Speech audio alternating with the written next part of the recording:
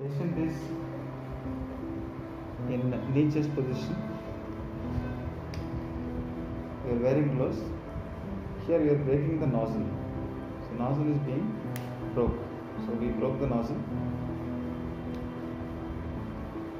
Took off the nozzle, and this one will be removed when you insert the nozzle into the enemas. So I am taking a little bit of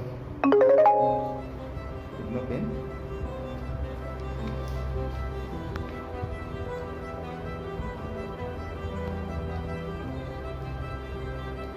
Applying lignocaine to the anus area.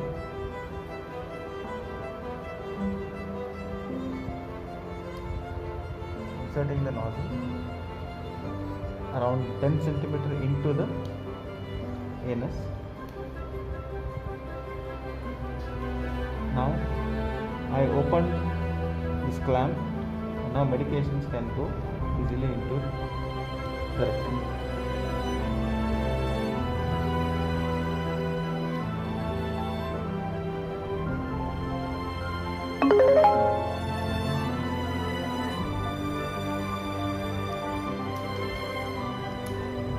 All the sodium phosphate enema is being inserted into the rectum directly.